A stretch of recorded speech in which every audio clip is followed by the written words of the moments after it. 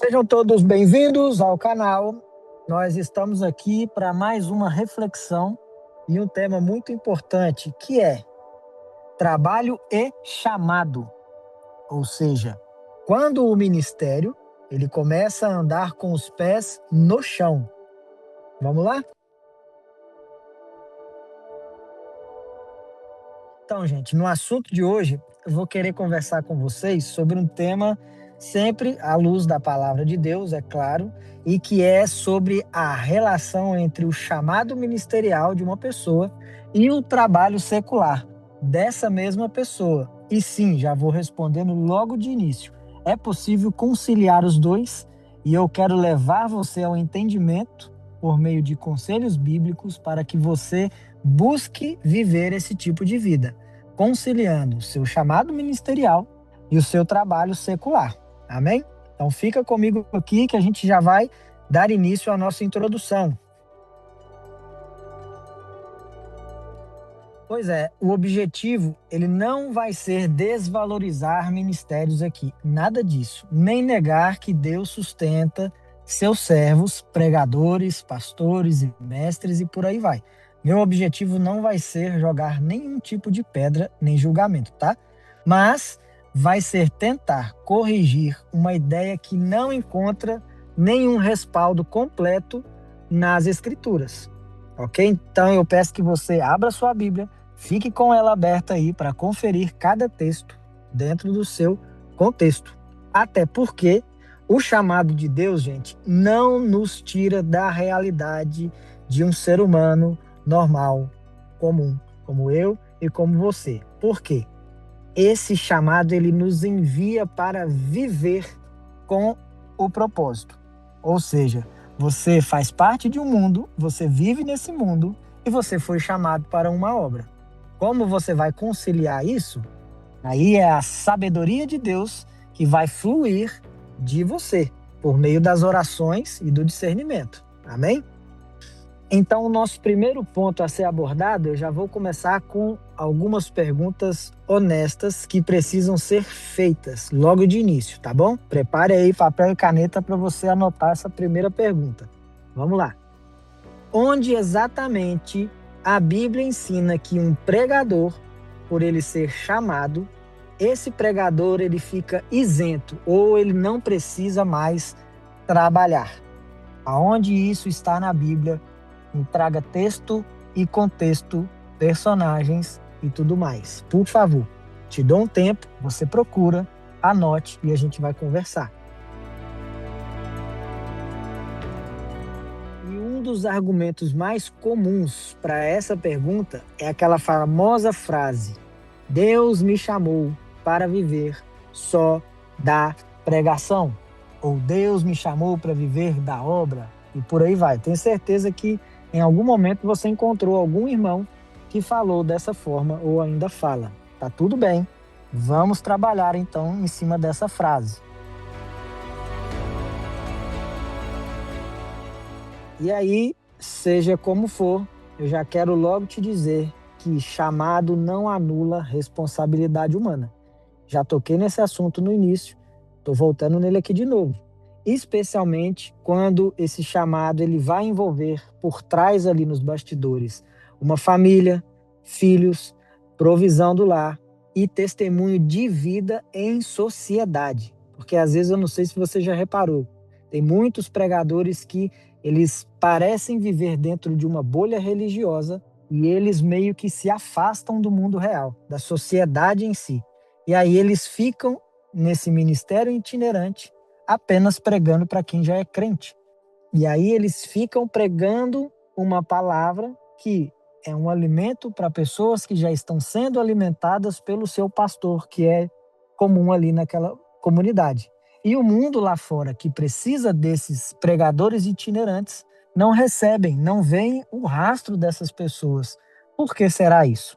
Será porque dali não pode vir o sustento? Porque o mundo lá fora não trabalha com ofertas, não trabalha com dízimos, não trabalha com ajuda social. O mundo lá fora precisa ouvir a palavra, mas eles não são obrigados, e ninguém é, na verdade, a dar dinheiro porque ouviu a palavra. Isso é extremamente perigoso. Vamos tocar nesse assunto aqui. Mas fica aí uma reflexão. Se somos pregadores itinerantes, e se você que está me ouvindo é um pregador itinerante, normalmente o padrão seria: vá para o mundo, aos confins da terra, exercer o seu ministério. Ou apenas ficar dentro de igreja em igreja, pregando para crentes e crentes e crentes, e por aí vai a vida inteira. Não faz muito sentido, mas vamos lá, vamos continuar. Eu também quero fazer um outro esclarecimento, que é: fé não é a ausência de responsabilidade. A fé, ela é a obediência completa. Ou seja, se dizemos que temos fé e fomos chamados, a gente tem que viver de forma completa, seja no ambiente espiritual ou religioso, seja no ambiente do trabalho, da casa, do lar, da escola e por aí vai. A sociedade continua, ela caminha e ela precisa ouvir as boas novas de Cristo. Amém?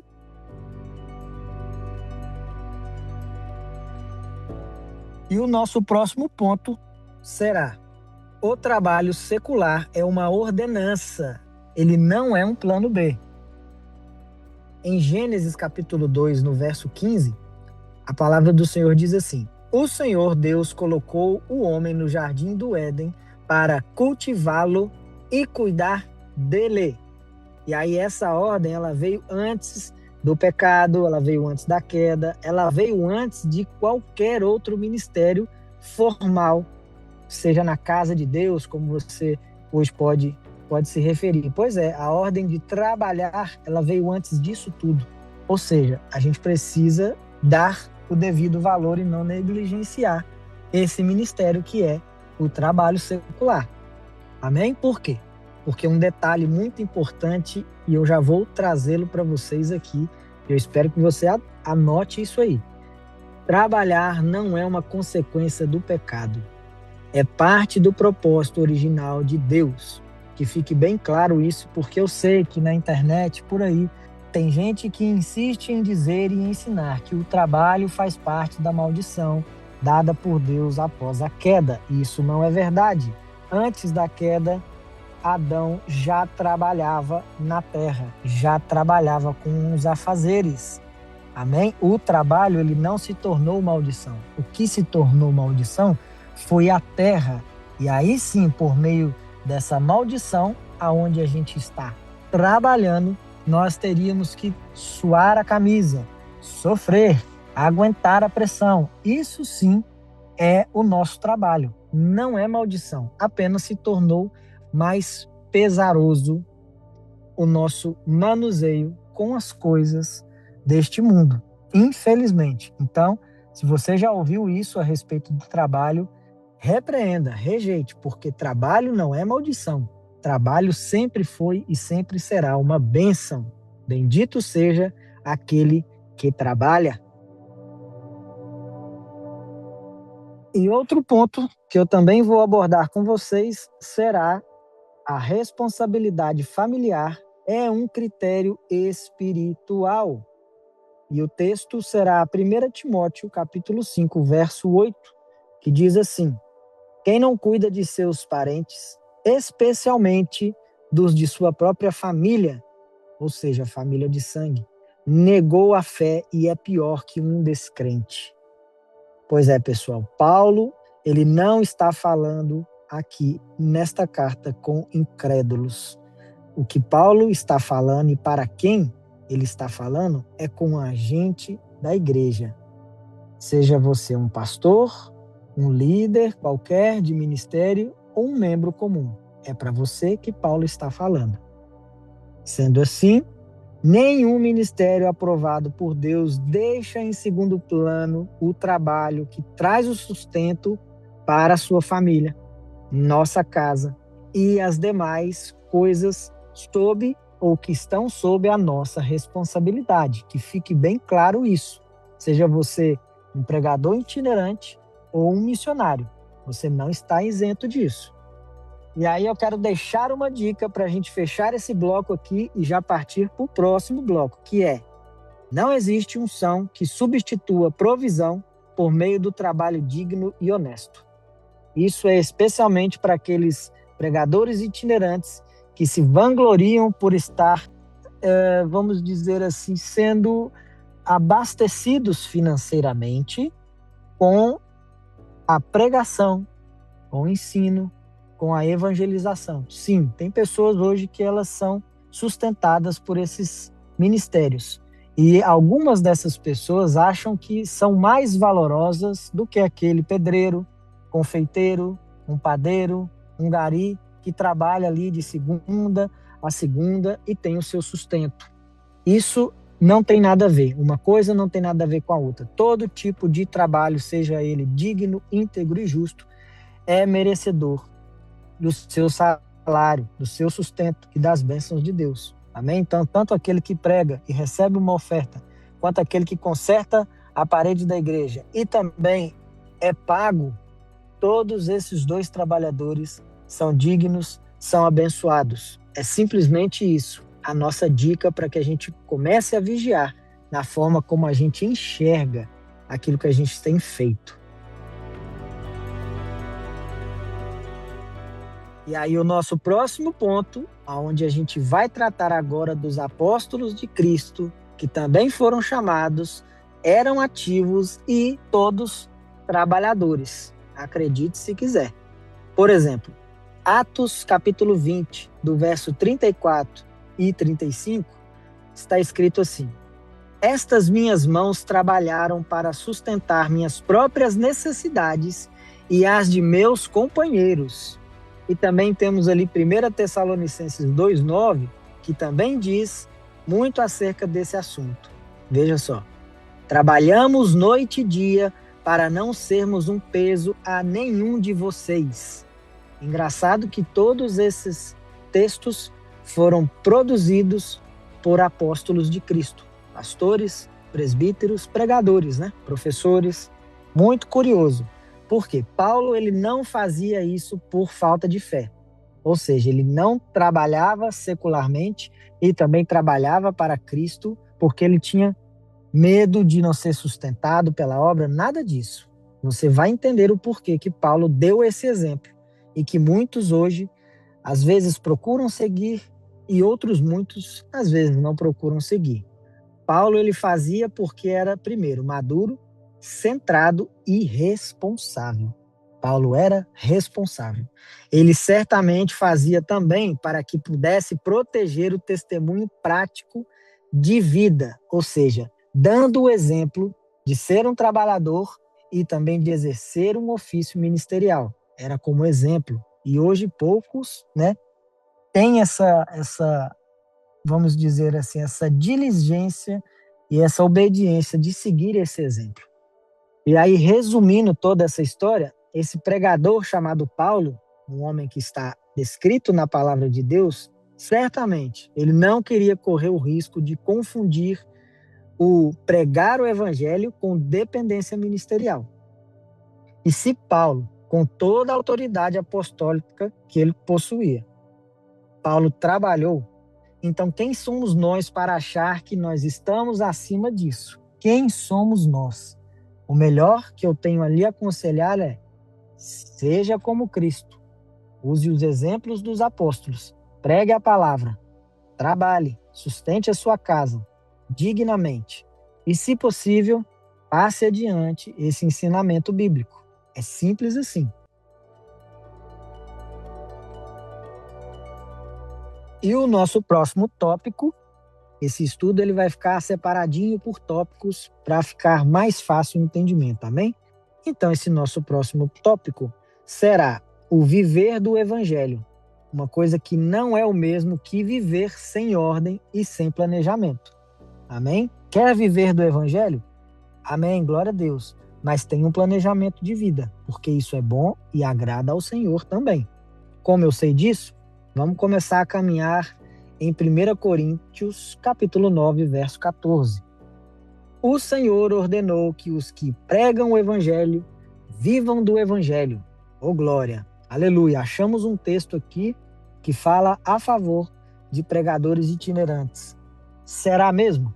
Fica a interrogação e redobre a sua atenção para você entender a respeito desse texto aqui de Paulo.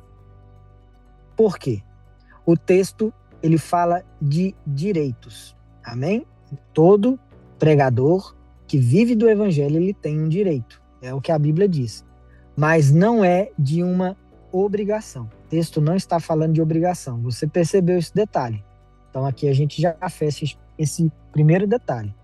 Mas tem uma curiosidade aí. Por quê? Mais uma vez, é ver que o apóstolo Paulo, ele abre mão desse direito. Falamos de um direito que o próprio apóstolo Paulo fala que ele tinha, mas ele, por consciência e por bom testemunho, ele abre mão do direito ali. Pegue a primeira carta aos Coríntios, segunda carta aos Coríntios, Filipenses, aí você vai entender como Paulo procedia na questão entre viver do evangelho e trabalhar. É muito, muito claro as diretrizes que Paulo dá, especialmente para os pregadores que viriam após ele, tá bom? E também, sem falar, gente, que o contexto dessa passagem que a gente leu, ele é muito mais sobre a vida diária numa igreja local e o cuidado pastoral periódico junto ao povo daquela comunidade. Ou seja, o texto não está falando de pregadores itinerantes. O texto está falando de pessoas que já vivem ali em comunidade e estão ali 24 horas para servir aquela comunidade. Essas pessoas, sim, têm o direito de serem sustentadas. Por quê? Elas abdicaram do seu trabalho secular para estar ali, com aquele povo, para aquela demanda. É totalmente compreensível isso. E o contexto, por si só, vai nos explicar isso que eu estou falando com vocês. Ou seja, quando o viver do evangelho ele vira uma instabilidade constante na vida do pregador, na vida da sua casa, pode ter certeza que algo saiu do eixo. Ou seja, o que eu estou querendo dizer aqui?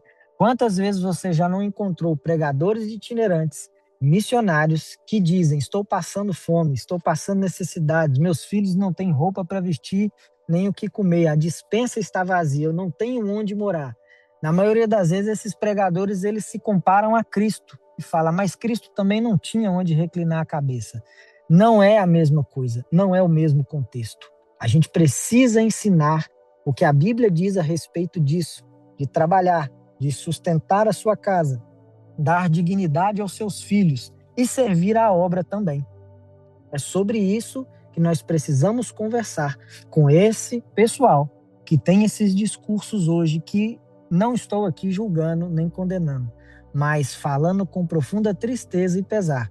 Não foi para isso que Deus te colocou nessa terra, para você mendigar o pão e dizer: estou passando dificuldade porque estou servindo a igreja e a igreja não está me reconhecendo financeiramente. Isso é terrível e revela muito mais sobre o coração desse pregador do que o coração da igreja. Me desculpe a sinceridade. Sabe por quê, irmãos? Vamos ser sinceros agora, preste atenção. No final das contas, infelizmente, tá? Nós encontramos hoje inúmeros pregadores como esses, itinerantes, missionários, que caminham profundamente feridos. E feridos por quê? Não pelo evangelho, não por estarem servindo a Deus, mas pelo sistema religioso. Eles se tornam reféns desse sistema. E o impressionante é que muitos deles, em algum momento, eles vão entender, ou eles entenderam que precisavam se sustentar exclusivamente por meio de ofertas e da ajuda dos irmãos. E isso, querendo ou não querendo, não gera vamos dizer assim, não gera algo produtivo no coração dessas pessoas a médio e longo prazo, mas vai gerar uma expectativa, vai gerar uma pressão, uma frustração que vai deixar marcas reais nessa turma de pregadores itinerantes e missionários. E eu estou aqui tratando de pessoas bondosas, íntegras. Eu não estou tratando aqui, em momento algum, de mercenários da fé. Hoje eu não vou falar sobre esses. Eu quero falar sobre aqueles fiéis que fazem com um coração bom, que fazem com expectativa bíblica, mas com um entendimento pela metade, se eu posso dizer assim. Por quê?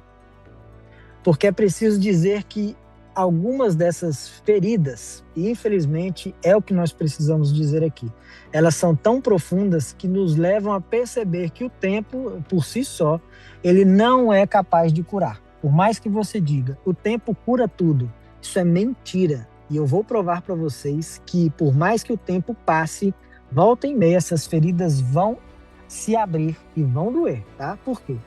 O tempo, ele até pode nos fazer esquecer por um período, isso é comum, mas a dor retorna em algum momento, certamente. Aí, ela vai afetar as decisões, vai distorcer a percepção e vai comprometer o desenvolvimento humano e espiritual. Foi o que eu disse. Tem vezes que nós conversamos com esses pregadores e missionários e eles próprios já externam esse sentimento ruim, esse fardo que eles estão carregando, essas feridas que eles carregam há anos. E aí, quando nós entendemos de fato o Evangelho e o poder de Deus, aí a gente passa a discernir o perigo que existe em abraçar um modelo de vida que gera dependência da religião, trazendo insegurança e um jugo pesado que o próprio Cristo nunca colocou sobre nós. Jesus nunca colocou esse tipo de peso sobre os seus pregadores, missionários, pastores, nada disso. E especialmente sobre os que são chamados e escolhidos para levar o evangelho. Eu não vejo Jesus colocando esse tipo de peso que hoje eu escuto muitos irmãos itinerantes e missionários alegando por aí em conversas nos bastidores. Por quê? Quando pegam o microfone no púlpito, aí a história muda, é um mar de rosa. Mas quando desliga o microfone, aí vem as reclamações e feridas. A gente precisa conversar sobre isso. Porque é somente Cristo quem tem poder para curar feridas de forma definitivas. E pouco importa o tempo que passou. Então, se você continua pensando que o tempo cura todas as feridas, não se engane mais. Quem cura todas as feridas é o conhecimento do Filho de Deus, por meio da sua palavra. E é pela palavra que ele vai se revelar a você, conduzindo a toda a verdade, inclusive sobre como você deve exercer o seu chamado ministerial e o seu chamado secular para trabalhar. E aí o conhecimento dessa verdade te liberta de pesos religiosos, expectativas irreais e estruturas que vão adoecer você, a sua alma, e, em consequência disso, a sua família. Amém?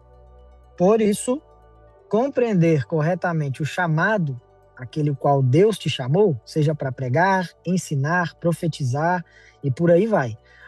O trabalho e a responsabilidade, para você conhecer mais sobre isso, não adianta mais a gente colocar a questão da falta de fé. Não adianta. Por quê? É libertação por meio do conhecimento.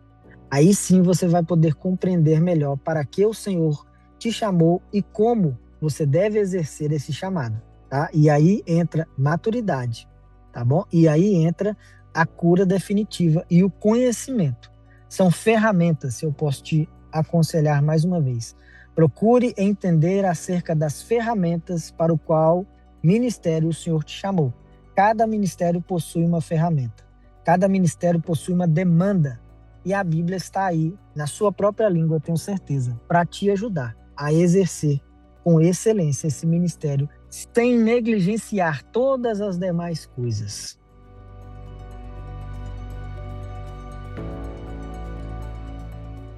E o nosso próximo ponto será sobre o trabalho secular, que também é um ministério. Você sabia disso? Pois é, o Jesus, nosso querido e amado Jesus Cristo, foi um carpinteiro ou um construtor, se você, dependendo da sua tradução bíblica, pois é, ele trabalhou junto com seu pai José.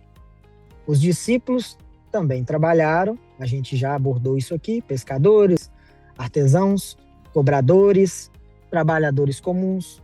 E para ser bem sincero com você, biblicamente falando, o reino de Deus, ele avançou na terra por meio da vida comum, de trabalhadores comuns, como eu e como você. Pois é, o evangelho avançou dessa forma. Sabia disso?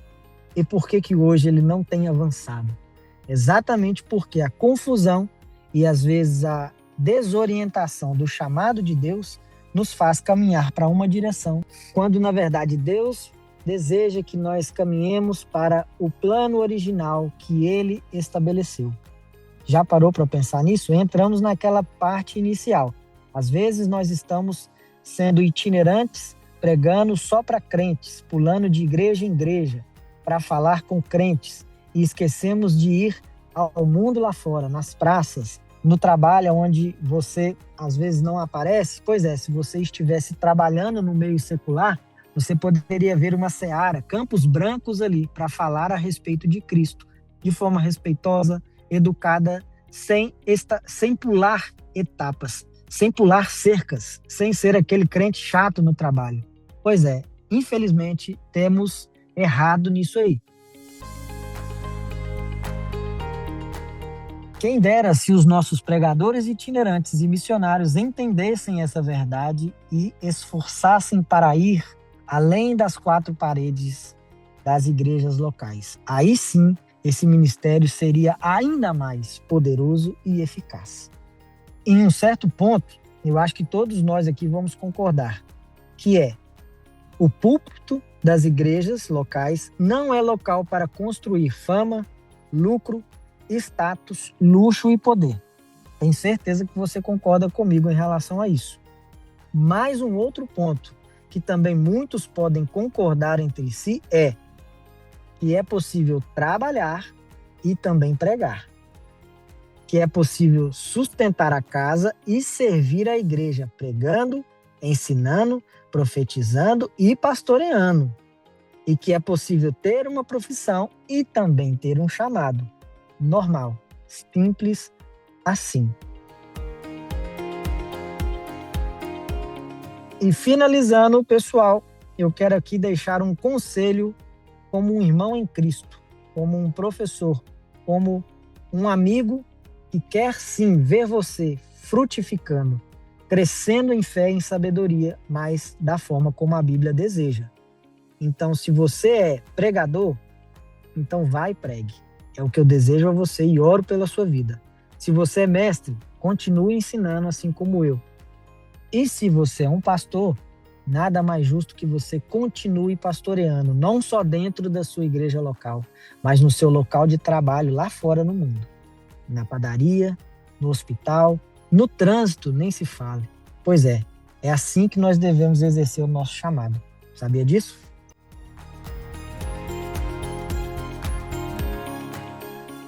E eu faço questão de pedir a todos, não negligencie o trabalho. Não negligencie a sua casa, os seus filhos, a provisão fixa para o seu lar. Por favor, não seja irresponsável a esse ponto. Por quê? Eu preciso que você entenda e que você ande conforme as diretrizes de Deus em relação aos cristãos e ao seu trabalho. Lembrando mais uma vez, o trabalhar é uma bênção e todos nós, sem exceção, ok? Nós precisamos cumprir essa demanda. E aí, irmãos, Deus não nos chamou para sobrevivermos de ofertas. Nós não somos mais da tribo de Levi. Quando Josué separa as regiões, cada tribo recebe uma região para se estabelecer. A tribo de Levi é separada para o Senhor e o Senhor é quem vai sustentar aquela tribo. Pois é, isso ficou para trás. Você não é mais um integrante da tribo de Levi. Todos somos sacerdotes, mas todos temos que trabalhar como um ser humano normal e qualquer, tá bom? E só porque nós somos pregadores, isso também não nos dá direito de cobrar o Senhor e cobrar a igreja do Senhor falando, me dê o meu salário, me dê a minha oferta. Isso é reprovável aos olhos de Deus, biblicamente, e aos olhos da sociedade. Já está mais do que provado isso. E aí eu digo com toda verdade e sinceridade do mundo, Jesus, ele chama o seu povo para viver com dignidade. Sempre foi assim, com testemunho prático e em perfeita ordem das coisas, trabalhando, servindo, sendo um ser humano comum nesse mundo caído, sendo um ser humano que dá o seu bom testemunho por meio dos frutos do seu trabalho secular e por meio das suas obras ministeriais. Então, trabalhar é bíblico, prover a sua casa, trazer provisão também é bíblico, servir na sua igreja local, ou seja, em qualquer outra igreja que você receba um convite, também é bíblico. E quando tudo isso anda junto, aí sim o reino cresce de forma saudável. Amém? E esse, pessoal, foi o nosso conteúdo de hoje. Se fez sentido para você, eu peço que você se inscreva nesse canal, é muito importante. Curta se foi edificante, se foi relevante, e compartilhe com alguém que deseja ou precisa ouvir essa palavra. Se você ainda quiser estudar mais sobre o assunto, salve esse vídeo aí no seu celular. Porque tudo isso, você fazendo, nos ajuda este canal, ajuda a mensagem a chegar mais longe, porque a plataforma ela entende que o conteúdo ele é relevante, por isso ela vai entregar para mais pessoas. Simples assim, amém? Então que Deus abençoe a sua vida e até a próxima. Tchau!